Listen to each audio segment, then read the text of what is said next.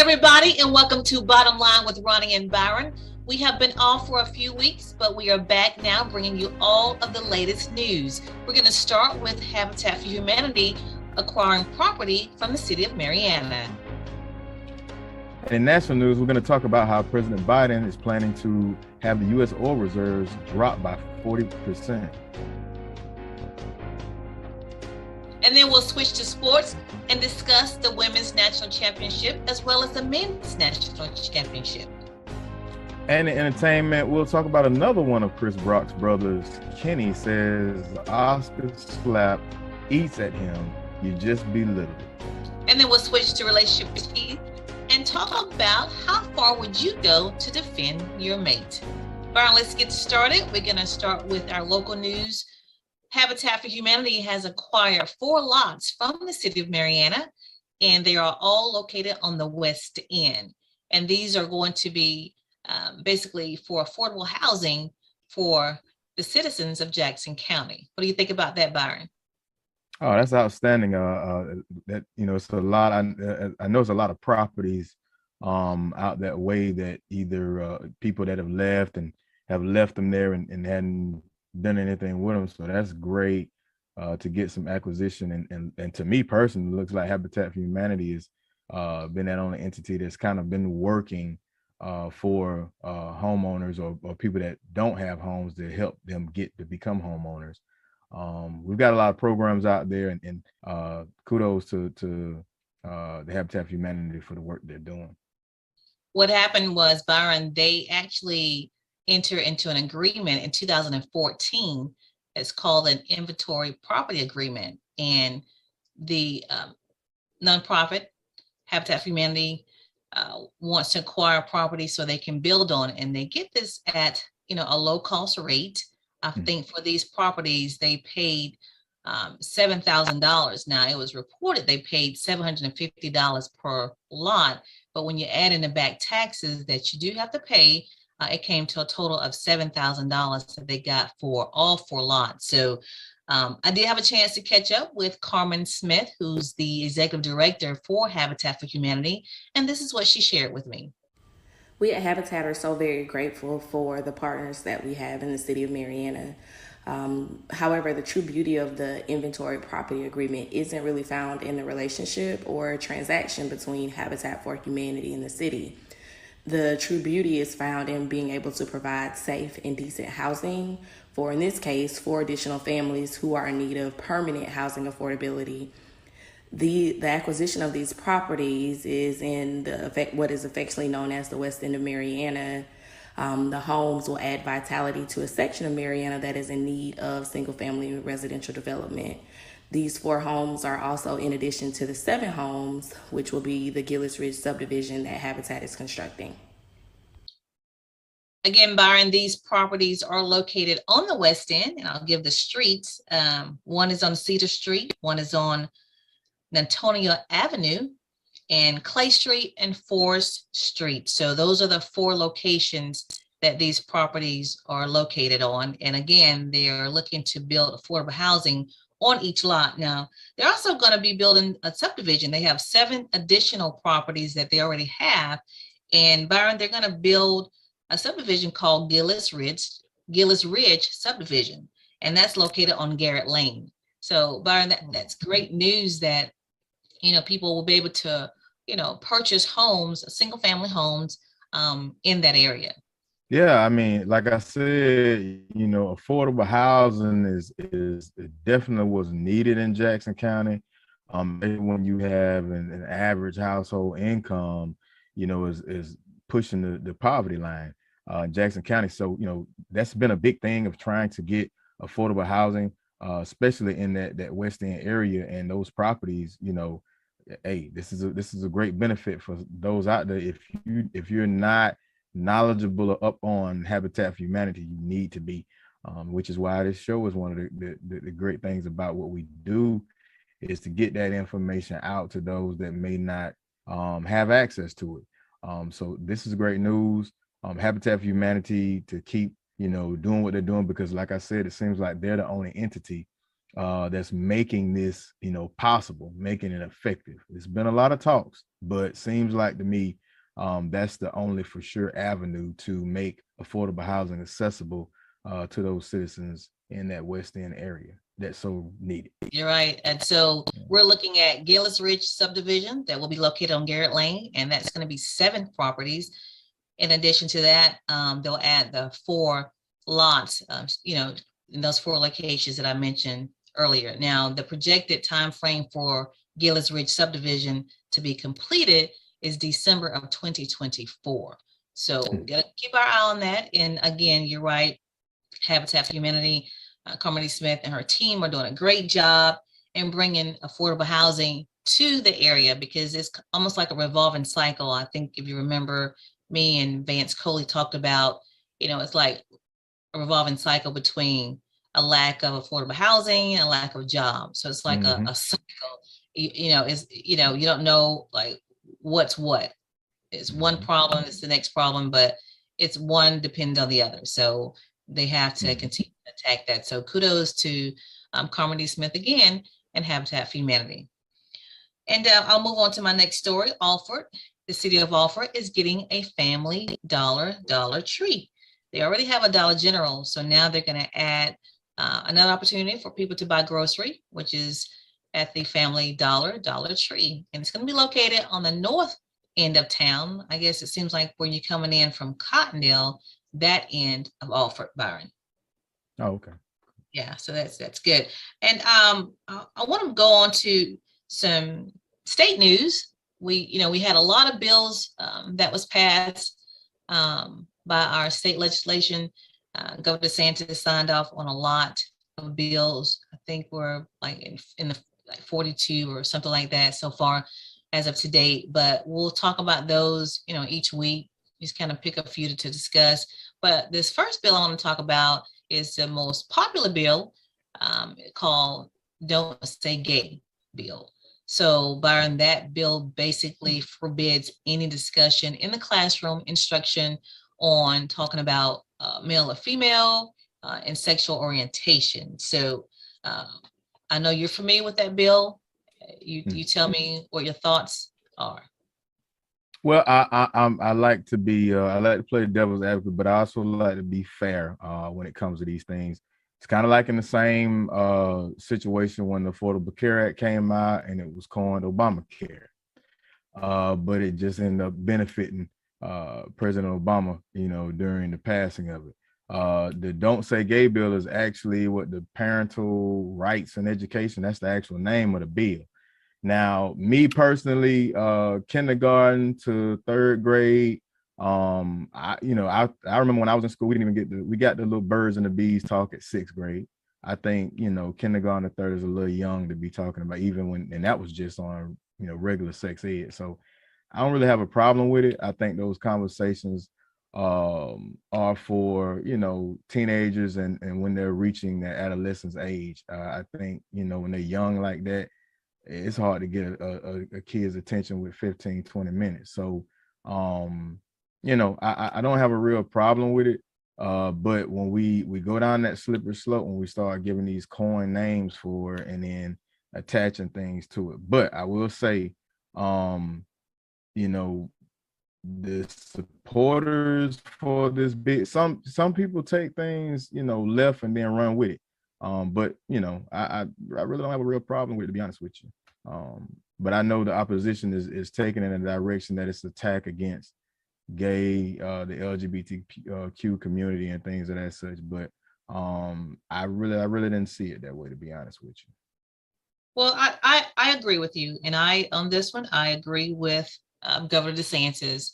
I personally, as a mother, think anything from K through 3rd grade is a bit young to discuss that in class. I think that needs to be discussed at home and at the discretion of the parents at that age. So I agree with you.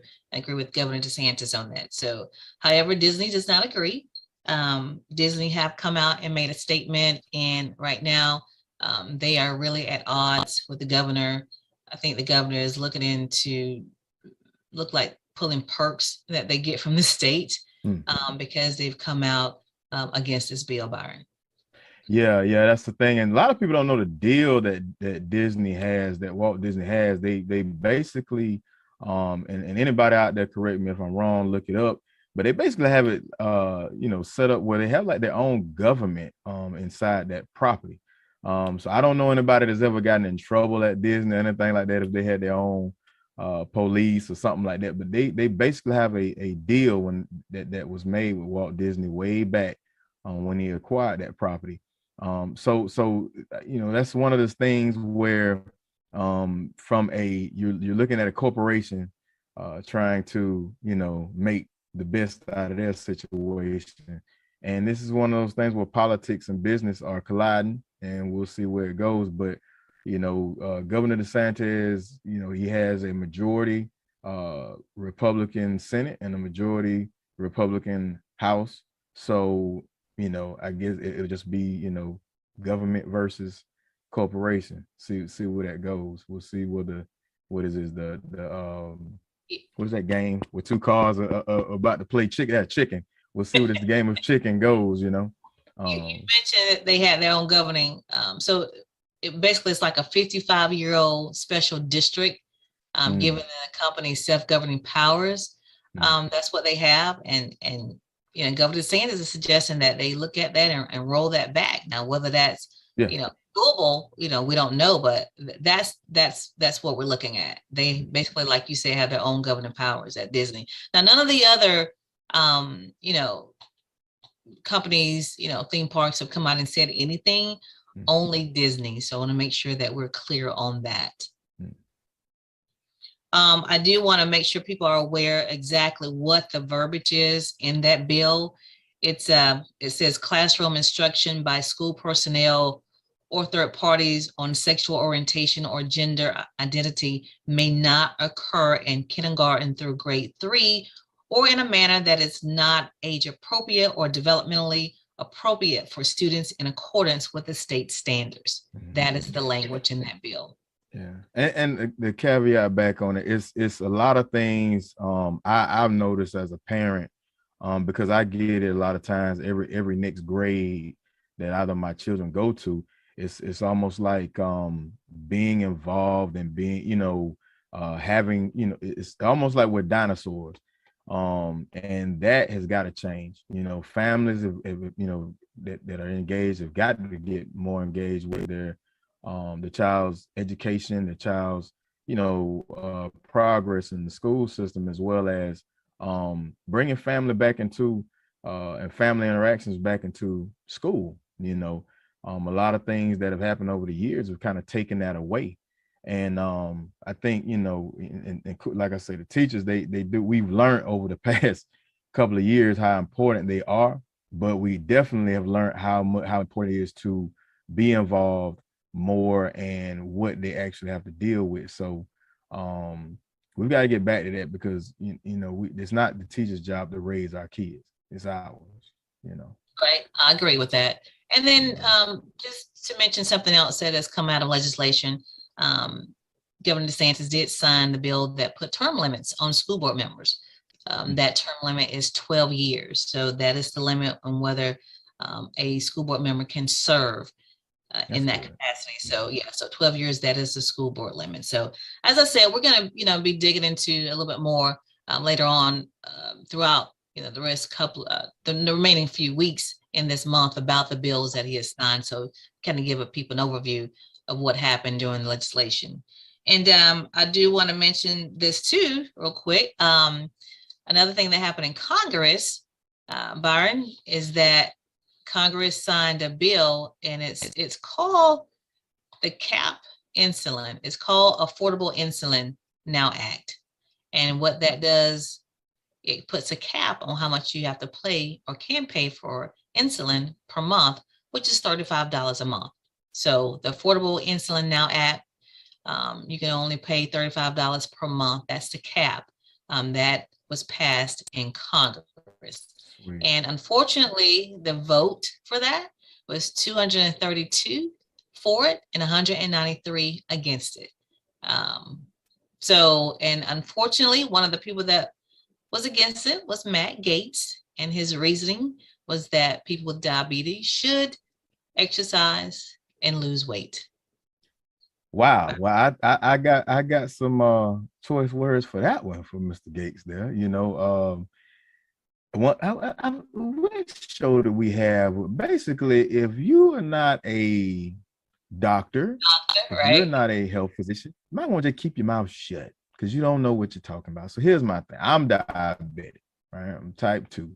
And all of those, stigmas, oh, you just need to work out, you got type 2. Look, I PT every day. That means physical training, physical fitness, 2 miles at the minimum every day, bike, walk, run, strict diet, no starch, no nothing. And my sugar still stays up in the 200s. Okay. I have to add on meds after meds, and I'm still working on it. It has nothing to do with being overweight. And anybody that's seen me, I'm not obese, not morbid obese. There's not the issue. So to blatantly just throw out a statement like that, it shows just how ignorant you can be in certain situations, certain topics. I don't even see the political benefit in saying that. So sometimes people get to babbling off and they need to get checked sometimes. So let a constituent let you know, you're not trained in that area. And a lot of times, even if you are, it might not be your subject matter expertise. Exactly. So yeah, stuff like that gets under my skin because I've heard people say stuff like that, and it's like, stop, people, we gotta stop doing that. We gotta stop just throwing out, thinking we know something, and you're around some and just blurting out mess, but yeah. I figured we'll have something to say about that once I share that information. But thankfully, the Affordable Insulin Now Act did pass. And the cap, again, is $35. So if you don't know that, check with your pharmacist and make sure that you are getting the appropriate rate for your insulin. All right. And then I want to just go on and mention something regarding food. The Panhandle is going to get another franchise. This franchise is called Big Chicken, and it's owned by Shaquille O'Neal. And the company is going to be featuring, this fabulous chicken sandwich. So, and they're actually, Byron, looking to put 4 in that Panama City area. So that's going to be kind of cool. I saw that. Yeah, but and see that's my problem. So I Matt Gates want to say that, and I can't even enjoy a big chicken sandwich. It's got the starch and you got fried. So I may have to run 6 miles or do the bike for 2 hours before I can get me one of those. But yeah, I saw the ads and I Googled and I was like, man, so they're gonna give Chick-fil-A a run for their money, I tell you. Yeah, I can't wait. It does say if things go smoothly, they're looking to roll that out early 2023. So we'll keep an eye on that and let everybody know that. So Byron, you know what? I failed to mention that our local and state news is brought to you by Brightway Insurance. Brightway Insurance is located in Marianna at 2867 Caledonia Street. In Marianna, you can reach them at 850-633-3460. Give them a call if you have any needs for any type of property, life insurance, auto insurance, any type of insurance that you need. Give Brightway Insurance a call. So Byron, again, make sure people understand that get informed on your local news. We do bring you local and state news. So you will not be behind when it comes to the information that's out there. Again, make sure you visit Brightway Insurance for all of your insurance needs and give them a call at 850-633-3460. What do you have for national news? So for national news, before I begin, I want to talk about a company that cares about you. Because we care, we are here when you need us. Long Granbury Funeral Services Incorporated, doing business as People's Funeral Home, Marianna and Battle Mortuary, Panama City, offers services that is within the reach of all. Their caring staff is available 24/7 or when the need arises. Their services are designed to commemorate the life being remembered at a price suitable for all. Please give Cephas and Gwen a call at 850-482-2233 or simply stop by for more information. It's 850-482-2233. So my first story is about how the Biden administration are planning to use U.S. oil reserves to drop our oil prices by 40%. the sale of 180 million barrels of its oil is one of the many that will reduce reserves to levels recorded as low as 1984. President Joe Biden is once again trying to tap into the country's backup oil supply to fight soaring gas prices caused in part by Russian-Ukraine war, and the latest withdrawal will bring it to the lowest level in almost 40 years. Now, in most recent news, it's looking to be now Congress is kind of going at these oil companies because they feel like it's price gouging going on, and understand that people, when the president decides to, or the minister decides to go into the country's oil reserve, it's not going to happen right away. They have to go right back and dig into these oil rigs, have to all do all they set up, all the process, all the work has to begin. So this is not expected to happen to maybe May, June time frame, but I would say it's probably going to be long before we actually see gas go down. The average price of gasoline in the U.S. is about $4.18, according to AAA, up from about $2.87 a gallon this time last year. So we've seen places where it's even $6 a gallon. Right, but I will say that I want to interject this, that thankfully I have seen Walmart. I don't know if you noticed this, but their gas prices has been trickling down. You know, It was $4, but now I think when I saw the other day, it was like $3.93. So there's some slight decline. And I don't know about anybody else stations, but I paid attention to Walmart. So that's a good point that you just made. So now you're starting to notice when you notice something like that, it's got to be some price gouging going on, right? Because corporations, if they're seeing a steady flow, they're not going to shoot themselves in the foot. So if you notice that, it's got to be some type of price gouging going on. In addition to, once these oil reserves, if we're not, remember that story we did before where the only state that gets their gas from Russia is Hawaii, and they stop. Right. So the only real pressure, the real hurt that we're getting from Russia is what's happening as a result to other European nations that are getting their oil from Russia, but not America. So it points to something, something odd is going on here. But we won't see that big drop till somewhere around May to July is what they're saying. The first 90 million barrels will be released, hopefully from May to July. The Energy Department has announced this past Friday. So in addition to 20 million barrels scheduled for release in May, the remaining 90 million barrels will be released from August to October. So it'll be a minute. But, for right now, if other businesses, other oil gas companies follow suit from Walmart, because what ends up happening, if everybody's getting their gas from Walmart, they're not getting their gas from Marathon, they're not getting their gas from Shell. So it'll make them, get right. In addition to, now Congress is noticing, hey, why are you charging $6 over here or $4.18 when they're charging $3.87? So we may see it drop even lower come that time frame. So hopefully that'll start to give us some ease on our pockets, and we can get out there and travel. Because I'm making everything I got to make in one trip. I'm not trying to. If I go to Walmart, I'll save that one. Yeah. So in my next story, the man who beat Amazon says he's just getting started. This was according to Money Watch. His statement: after becoming the first of the online retailers, U.S. workers to vote, they voted in favor of forming a union. Amazon employees in New York aren't resting on their laurels. We already have interest in other buildings. The brother by the name of Christian Smalls, who spearheaded the fledgling Amazon labor union battle against the $1.7 trillion company, and outlining what the group is planning next. He said, in the last 48 hours, I've definitely been contacted by workers from all over the country that want to start their own Amazon labor union. We're going to absolutely help them. Smalls, who was actually interim president of the AOU, he formed the group last year when he was fired in March of 2020, following his efforts to organize protests over Amazon's COVID-19 protocols. He said he wants to take this fight to any Amazon facility where workers show interest in organizing. which is cool news. Some of the conditions was that they wanted the union was asking Amazon to raise associate prices by 7.5% to match the soaring inflation rate, reinstate 20-minute breaks, and provide a shuttle for workers. So what they were wanting, what didn't sound, too crazy.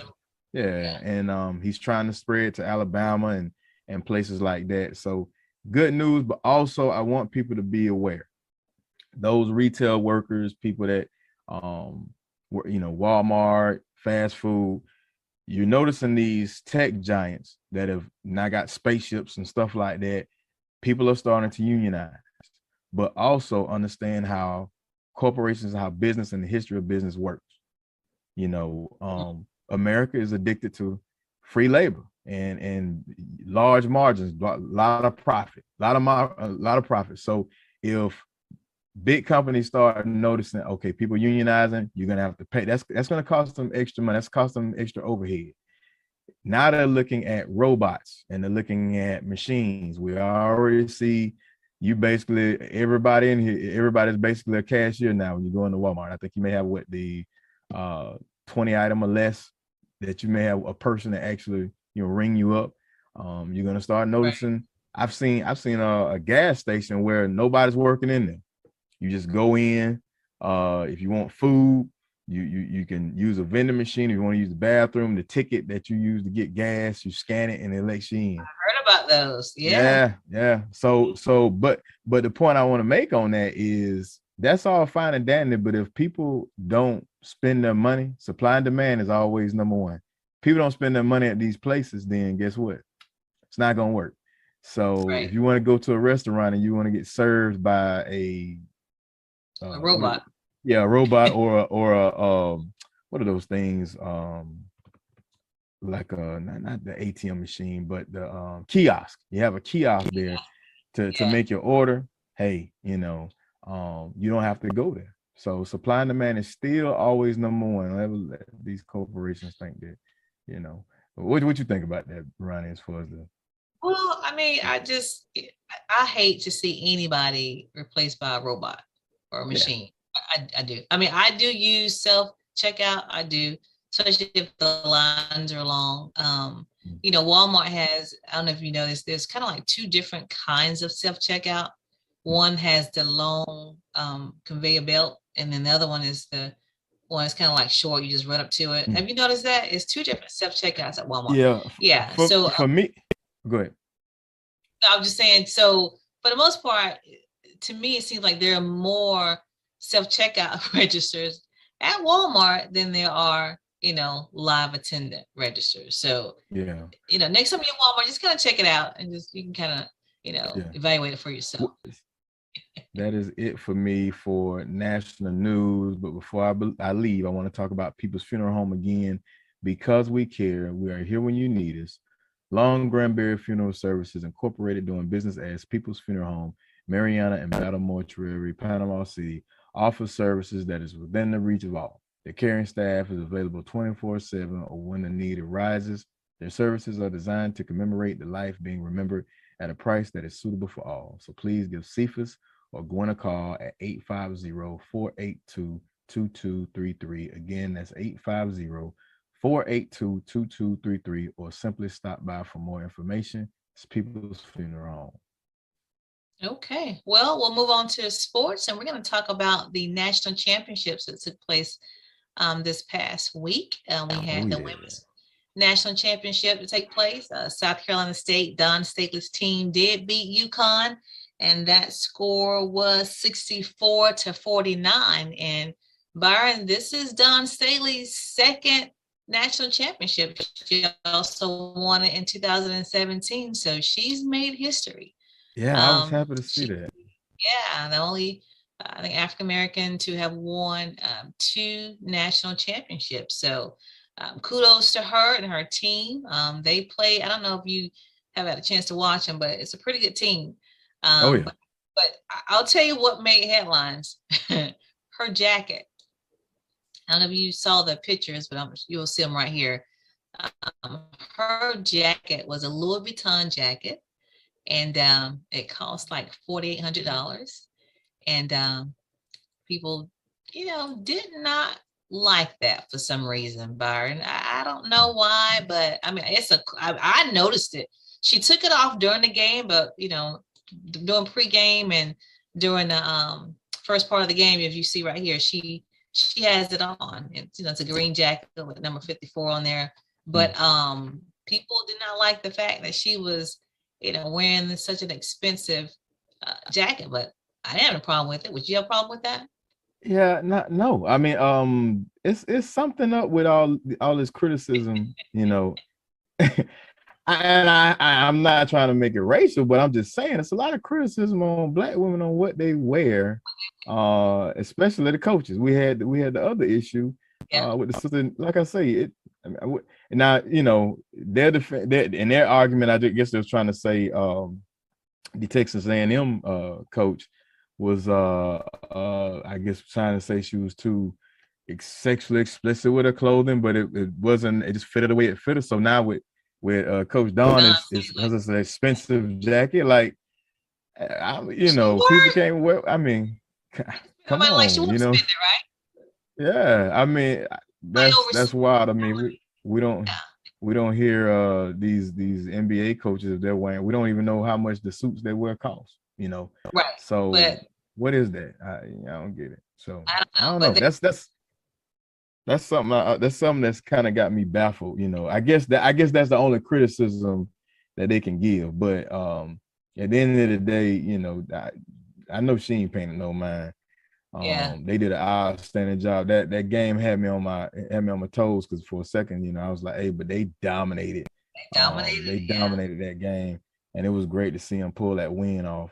Because I was like, man, the defense. That's I gotta admit, I like watching female basketball and female softball better than I like watching NBA and Major League, because I mean, especially in basketball, you see the fun. If you ever want to watch a fundamental game being played basketball the right way, you watch female basketball. College basketball. Yeah. Right. You want to see defense being played, watch women's basketball, watch WNBA, watch college basketball. I mean, NBA is killing me now. Nobody plays defense. Everybody, dunks is cool. But I mean, I really, it's more competitive, the best we got is college sports, but watch female basketball. I'm telling you, I like it. I agree. But Byron, not only did she catch flack about her jacket, which is a cool jacket, she also caught it about her boots. She had some Louis Vuitton boots on, some little sleek black boots on. Yeah, man. And it cost like over $1,100. But I guess she's supposed to just have, some Payless and then she should look. Then they'll like Belichick, they'll give her crap for that, right? Right. Yeah. You just can't win. But hats off to Coach Staley. Awesome job. I love to see the sisters dressed on the sideline. I love to see them in heels on the sideline. I like that. And so keep doing what you're doing. Keep wearing what you're wearing. So one last point that got me thinking. That speaks to me and my wife had this conversation. Like, that speaks a lot about society. People, no one knows how much hard work you put in to get where you're at. But once you're there, it's like, oh, you got this, and oh, you got that. No, I got this because I bust my butt, and I'm gonna enjoy my success. I'm just gonna mention this, a couple of accolades she got just this year. She got SEC Coach of the Year. She got USBWA Women's National Coach of the Year. She got Naismith College Coach of the Year, and then WBCA National Coach of the Year. So she got a lot of accolades this year, and basically most deserving for her. So again, yeah. All right, I'm going to move on to the men's basketball. Did you see that game with Kansas and North Carolina? Did you see that one? I'll be honest with you. When I saw the game about 6, I think North Carolina was up like 15 or 16 points. The game started watching me. I fell asleep. And then when I woke up, Kansas won. And I was like, what happened? And I got caught up in underestimating college sports. So yeah, that's what happened to me. Yeah, that was I think a couple people was trying to figure out what happened with that game, because at halftime, I think North Carolina was up like 16 points. But Kansas did defeat North Carolina 72-69. So Kansas Jayhawks are the national championships, the national champions. But Byron, I want to tell you, they may not be able to enjoy this long, because there is a investigation hanging over their heads. Back in 2017, the FBI alleged that bribes were being paid to top recruits that came to University of Kansas. And so that investigation is still on and popping, and which will be pretty bad for them. They're alleging that Kansas men's basketball team in September of 2019, including the coach, Bill Self, and assistant Curtis Townsend. The allegations center around payments made by Adidas, which is the school's apparel sponsor, that were paid to prospective Kansas recruits. So that is not good to have hanging over their heads. And they've spent more than $3 million defending this. And so, again, it's still open, Byron, and, it could result in a slap on the wrist to anything from them being banned to competing in next year's tournament. So we'll keep an eye on that. But what do you think about that? I mean, it's like they were not the only ones. There were several schools named in that investigation. Wow, it's that age-old conversation we have in the barbershops. In the past, it was like, hey, it's something always we knew it's going on. It just got caught. It's so much. That's one of those things. There's so much money and involved in these college sports. Not to mention just the nature of wanting to win at all costs. Things like this happen, and people have to police them better. But what allows it to get to the point to where, it shouldn't get to the point where a team goes through the whole season before, it gets, national headliner gets to where, gets to, I think, the moment those accusations and that investigation started, that should hinder the process, because you don't know what you're dealing with. Yeah. Well, investigation like this takes years. Yeah. Like I said, this investigation started in 2017. And here's the interesting thing, that Kansas officials claim that Adidas representatives intentionally conceal impermissible payments from the university and its coaching staff. So basically, they're not saying it didn't happen. They're saying that they didn't know it was happening. That's what Kansas is saying. But, so we'll watch that. But again, they have this hanging over their heads. They're not, in the clear to enjoy it, totally. So, but Kansas is the national champions for men's basketball for the NCAA. And Byron, that's all I have for sports. What do you have for entertainment? So for entertainment, I want to get into, everybody has worn it out on social media about the Oscars and Will Smith slapping the great comedian Chris Rock. So another one of Chris Rock's brothers, Kenny Rock, says that the Oscar slap eats at him. He says that you just belittle him. Chris Rock's younger brother, this is according to page 6. Chris Rock's younger brother Kenny says it eats at him. He watched the footage for the first time. He watched it like 20 other times. He can't stop watching his sibling being slapped by Will Smith at the Oscars, and called for the actor to be stripped of his Academy Award. Kenny Rock told Los Angeles Times that he initially thought Smith's action was staged just like everybody else, and then he realized that it was actually real. He said he first heard about the onstage incident while he was riding the A train in Brooklyn, and a friend contacted him, but the signal was poor and he couldn't see it. Since then, he's viewed it more than 20 times, and he's upset about it. He says it eats at him over and over again because you've seen a loved one being attacked and there's nothing you can do about it. Kenny's 42. He told the newspaper, every time I'm watching the videos, it's like a rendition that just keeps going over and over in my head. My brother was no threat to him, and you just had no respect for him at that moment. You just belittled him in front of millions of people that watch the show. So he goes on to say that, you know, he hopes that the Academy takes disciplinary action. He didn't take Will Smith's apology as genuine. He said that he felt like other writers or publicists did it for him. He said that the joke was funny. It wasn't hilariously funny, but I know that if Chris knew that she had, meaning Jada Pinkett Smith, she had alopecia, he wouldn't have made the joke about her like that, and he didn't, but he didn't know. So that goes to our conversation. That's the question. Yeah, that goes to our conversation offline. We were kind of wondering, like, I mean, did I don't think he knew. I mean, that was the point you made. And then I came about, I was like, didn't he do a whole show? He sparked the whole black hair conversation with a documentary. So you wouldn't think that he would be that, informative, when doing a joke like that. So I felt like he didn't know, and I didn't think that he would do that based on knowing. Because then if he did know that she had alopecia and still went there with the joke, then that you probably deserve to get what you got. But either way, another one of his brothers that came out, he did one of his stand-ups, Tony Rock. He's another comedian.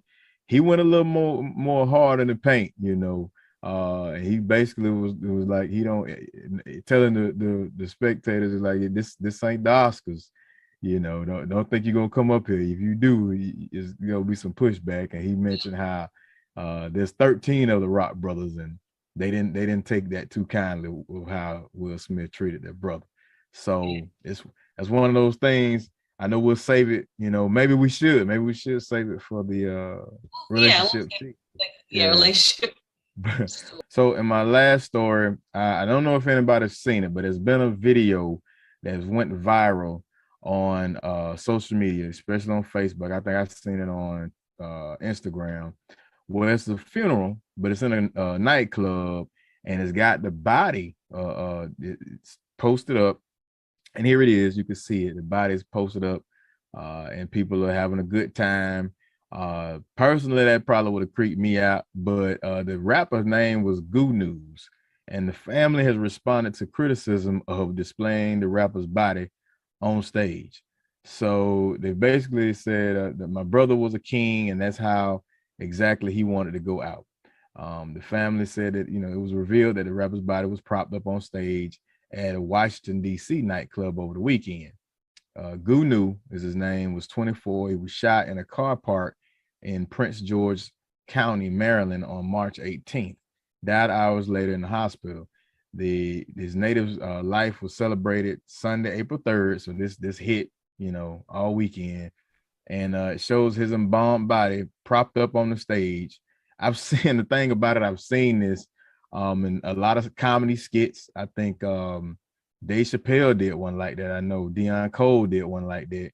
And the footage that, it went viral. His mother, Patrice Morrow, I hope I'm not mispronouncing it, she defended her decision to display the rapper's body on stage. She basically said, for all the negatives, people probably don't even know nothing about us. They have no idea. People just saying what they want to say, and that's fine. That's perfectly fine. I'm pleased with how I sent my son away. I wish people would just let me grieve in peace. We celebrated the life. The brother said, the sister, Ariana Morrow, she stated that we celebrated the life of my brother how he wanted. My brother was a legend. My brother was a king, and that's how he wanted to go out. So to clear up the rumors, the nightclub had came out with a statement, and they basically said, hey, they were contacted by a local funeral home to rent out the venue for Gunu's homegoing celebration. They didn't know that they was gonna, have the body propped up on stage. They didn't know. And they sincerely apologized. So that's one of those things. They're offering $25,000 for any information leading to the arrest of his murderer. But yeah, Byron, I wouldn't have gone to that. But people may not have known, but once you walked in and saw that on display, you did have the opportunity to leave. Yeah. So that's probably what would have happened with me if I walked in and saw that. I just turned the door. Because I guarantee it probably was some people that was, you already drinking, so you probably didn't even realize that was real. You're like, is that real? It real? That's real about out there? Yeah. Man, I got to get out of here. Because to religious people, that that's kind of desecrating to a lot of people. I mean, people can do what they want with their money, with they pay for the services. So it's to each his own. Yeah. But I know for me, if I walked in and saw that, I'm like, you know what? I'm going to just go right on back out the door. Yeah. And then two sides to that is like, hey, you kind of put it out there on you put it on social media. You kind of put it out there on a public spectacle. So you can't really get mad at people criticizing it. If I put a post out there, and people start criticizing, well, I put it out there, so I got to be able to take what comes along with it. So, exactly. But well, that's it for me in entertainment. It leaves me with everybody just hanging there. Don't my wife don't bury me with my old school car, but that's crazy. Bronze or something. Yeah. Which leads me to the relationship topic. How far would you go to defend your mate? And Byron, we're kind of piggybacking off of the incident of the Will Smith, Chris Rock, Jada Smith incident. And when we talked about this, I said, it depends on the circumstances. And we can take that circumstance and say, well, Smith could have refrained from, physical abuse and just let it fly out of his mouth. Whatever he was going to say from his seat, as he did after after he slapped him, he did say some verbal stuff afterwards. So, I was thinking that could have been enough. You didn't have to physically, vent your frustrations, but you could have verbally done it from your seat, and it may not have been such a big of a spectacle. So defending your mate, you do have to still be rational. You don't want to make the situation worse than what it already is. And I know we always, say everybody have to, you don't know what you would do in that situation, but you want to believe people can use cooler heads, especially when you're laughing at the beginning and then you see that look that you always refer to, Byron, as a look to get up and do something. But if you're, still, you have to remain like, you could just say it verbally. I mean, I'm all for, verbally correcting somebody in a very effective way. I've had time since we've seen the video and we've talked offline, but I'm gonna stick to my guns on it after having all that time. I know I've seen a lot of podcasts, seen a lot of shows, and everybody seems to be a mental health therapist, psychological, specialist and everything. But once again, now this is, like I said before, this is for people that are in marriages, time in. I'm talking, 15 plus 10, real time in. Will only understand what I'm saying. And I noticed, I looked at a lot of comments. I seen those that majority of the people that had a opposing view were either single, not married, or were in a relationship but not long.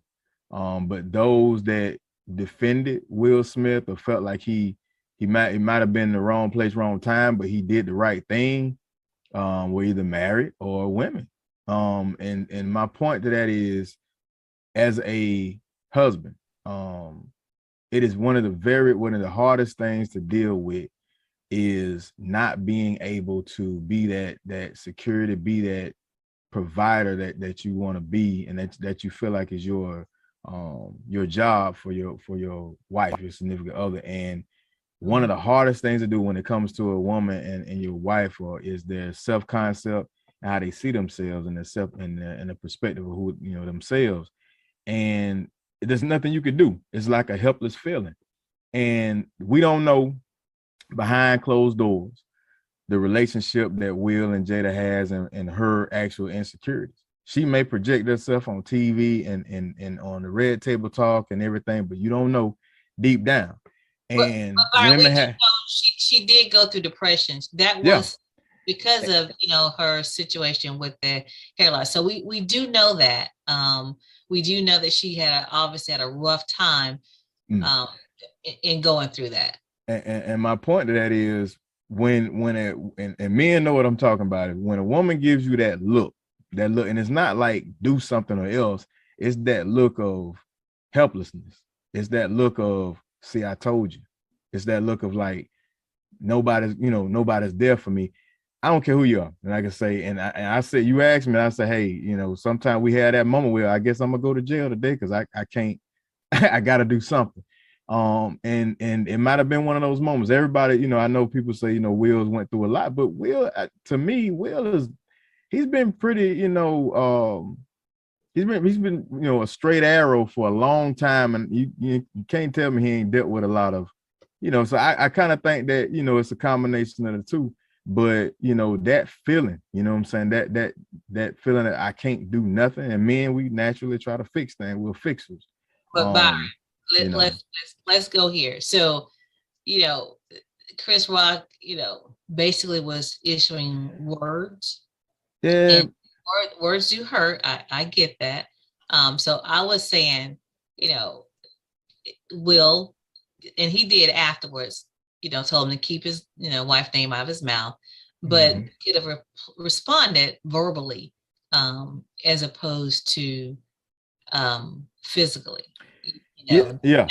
You shouldn't get physical. You know, you shouldn't do that. But at the same time, you can't dictate how somebody's gonna respond once, you know, when you do something like that. Now, what I don't like with comedy and comedians, I know that's the job, but a lot of times they hide up under this umbrella of it's comedy, blah, blah, blah.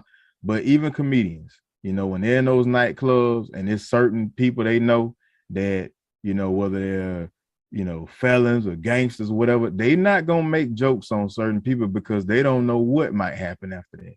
And It's like, hey, you know, you have a discretion. You have, and you know, to me with Chris, he didn't. That's not really the comedy that he does. You know, it didn't seem like I felt like maybe he had a writer or something that threw that in there, and he was like, all right, whatever. Confirmed that he didn't know. So if he didn't know, he really was, you know, and she does look like Demi Moore with, you know, she could play G.I. Jane. I mean, that's all he was saying. Now that I know that he didn't know, I really believe he was really likening her look to Demi Moore and thought she would be a great, you know. I think honestly, it has nothing to do with him being, you know, hitting below the belt. I believe that he just honestly, I think from both of them, it was a little bit of I ain't gonna say bullying, but they both was trying each other in that moment. You know what I mean? I don't think Chris was doing that. I do. As a comedian, man. As a comedian, you if you go there, you tested somebody out when you do a crack joke. I don't think he was cracking a joke on her having alopecia. I think he was just really making But once again, that goes back to females. You know how sensitive black women, whether she had alopecia or not, you know how sensitive black women are about their hair. And then, from a Will Smith perspective, I don't think he would have ran up on that stage if it was anybody. I think he felt. You see what I'm saying? I think from both of them. Yeah, it was a little testing on both of them. But I think here's the thing, and I think people saw this. Will was laughing at the beginning until she looked. So that's why I said that look had to. You know, he didn't think it was a big deal till he was like, "Oh shoot, I forgot." You know what I'm saying? Yeah, unless that laugh was like, "I'm gonna get you" laugh. Like you know, some guys try to be like, "All right, yeah." I think he was laughing because he thought it was funny. He thought it was funny. You think he thought? Yeah, he slipped up. Yeah, he slipped up. He looked okay. I got to do something now. Yeah, that could have been it. But someone called Roger and myself and proposed that question to Roger because, you know, as you know, when I went through chemotherapy, I looked the same. I'll show you that picture right there. You know, and but I chose not to go out, you know, with my hair like that, pretty much because I kept everything on the wraps. But anyway, someone asked him that if anybody saw me and made a joke, what was his response be? And he said he would have, corrected him and said something to him, but not physically. That's what he said. So, but everybody's different. But Will is to me. Will had time to think from the time he left his chair to the time he didn't run up there. You know how people get all kind of flustered and just act in the heat of the moment. He didn't do that. That's why everybody thought it was staged. Exactly. It was all calm, cool, and collective. So, he had time to think and retract and backtrack and say, you know what, I ain't gonna do this. I'll get you afterwards though. You know what I'm saying? Yeah. And that's my thing. I can't say, being that it was the Oscars and it's on national to everybody around the globe watching. I can't say I would have jumped up there on stage, but it would have been stage.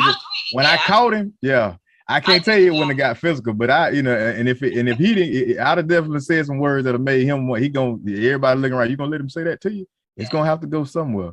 But so but either way, it's what's done is done, and so now we got to see what comes out of it. But so we all have to ask ourselves. I mean, how far would we go to defend our mate? And my answer is, I'll go to the length higher, but I will still use, to my best judgment. I'm not gonna cost, our family, if it's not reasonable. Like I said, if there's no physical altercation going on, then I don't need to be physical.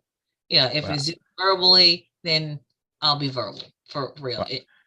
I'll be honest. I can't do it. I'm still young, so I still got some of that He-Man juice in me. I can't say what I wouldn't do. One of the things that always followed me in life, I'd go off and cats would say, like, I understand why you went off, Dick, but man, it's just how you did it. And my response will always be, well, I tell you what, I guarantee you they won't do it again. Not with me, So word to the wise, just stay away. Don't go there. I'm the nicest person, but just don't go there. We good. I get it. All right. Well, that was our relationship tea topic. So everybody gotta ask themselves, how far would you go to defend your mate? And I'm pretty sure it would depend on your personality as well as the circumstance. So, all right, Byron, that's going to wrap up the show for today. We had a lot to talk about. We was trying to catch everybody up because we had been off for a few weeks, but we're glad to be back, and we'll be back the following week. So I want to thank all of our supporters for watching us and for seeing us in the streets and saying hi and letting us know that you watched the show. We really appreciate you for doing so. So with that said, we're going to end the show, and we're going to say, when you know the truth, you can speak the truth. And the light shines brighter when it shines for two. We'll see you next week.